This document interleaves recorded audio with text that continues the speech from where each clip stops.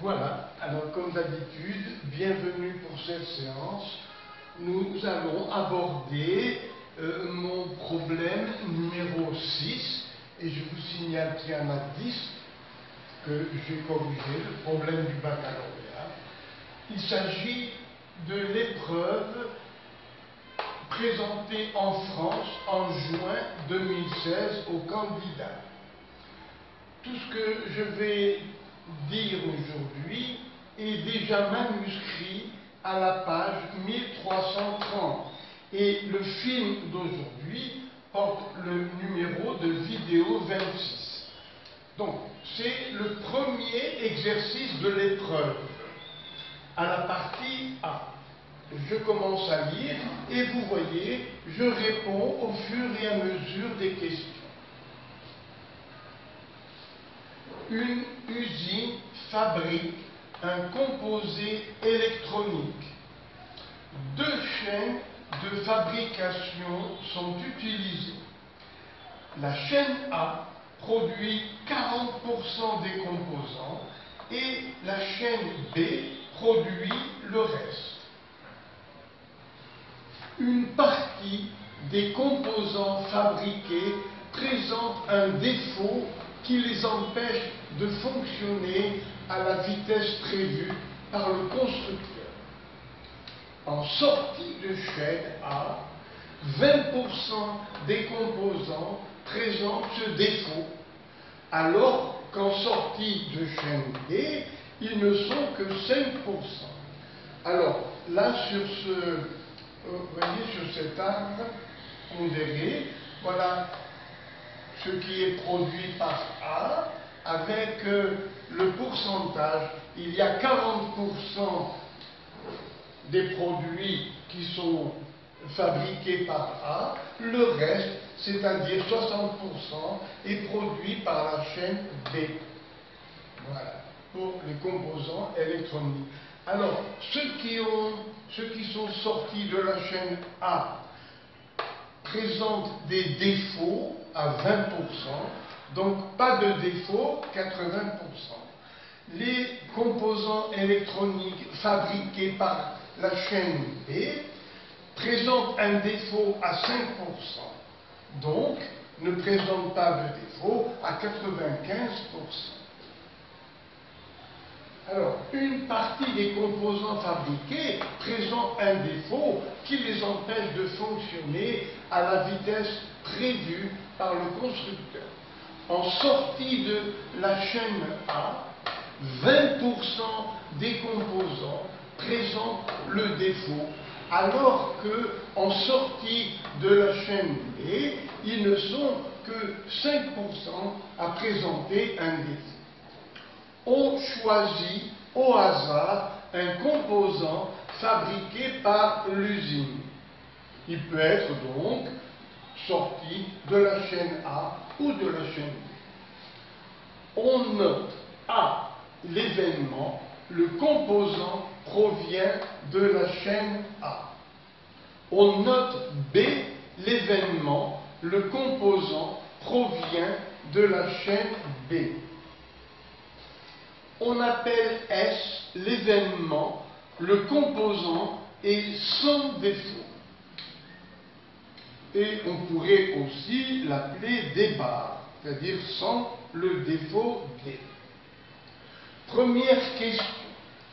Montrer que la probabilité de S, c'est-à-dire pas de défaut, que ce soit de A ou de B, est P de S égale 0,89.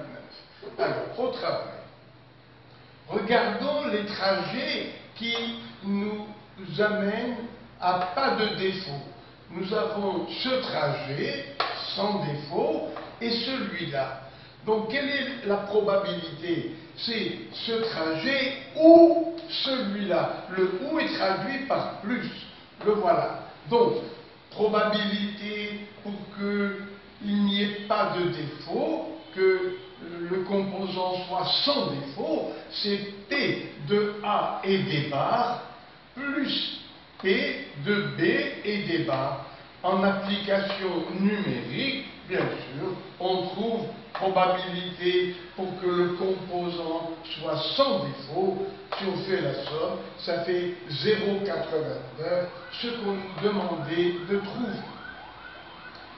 Deuxième question. Sachant que le composant ne présente pas de défaut, déterminer la probabilité qu'il provienne de A. Alors, c'est ce qu'on appelle une probabilité conditionnelle. Alors, sachant que le composant ne présente pas de défaut, quelle est la probabilité qu'il provienne de A? Alors, la formule classique, c'est P de A et S sans défaut. Donc ça fait P de A et S divisé par P de S. Alors, P de A et pas de défaut. Alors, ça nous fait A, c'est 0,4, et pas de défaut, on a dit que c'était P de A et pas de défaut. Il faut que ça vienne d'abord de A et ensuite pas de défaut. Ça nous fait donc 0,4 fois 0,8 divisé par pas de défaut, c'est 0,89. Donc, probabilité que le composant provient de A, mais sans défaut, c'est 0,36. Et voilà. Alors, partie B. Des améliorations apportées à la chaîne A ont eu pour effet d'augmenter la proportion P de composants sans défaut. Afin d'estimer cette proportion, on prélève au hasard un échantillon de 400 composants, parmi ceux fabriqués par la chaîne A.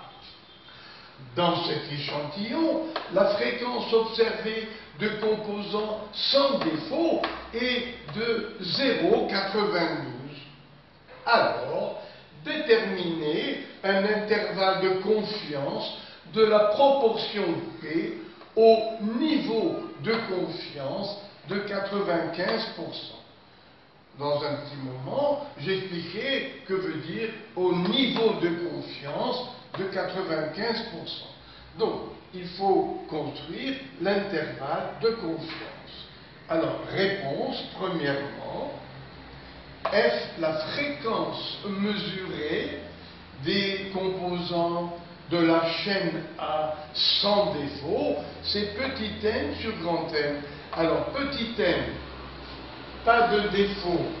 Vous voyez, on nous a dit qu'après les mesures, il y a, vous voyez, on avait la fréquence, vous voyez, sans défaut est de 0,92. C'est ce qu'on nous donne. Et il y a eu combien d'échantillons mesurés? Vous voyez, il y en a eu 400. Donc la formule qui donne l'intervalle de confiance, c'est F, c'est-à-dire la proportion mesurée, qui est de 0,92, moins 1 sur racine de grand N, le nombre d'échantillons, 400, jusqu'à 0,92 plus 1 sur 400. Alors, le temps de déplacer la caméra pour continuer.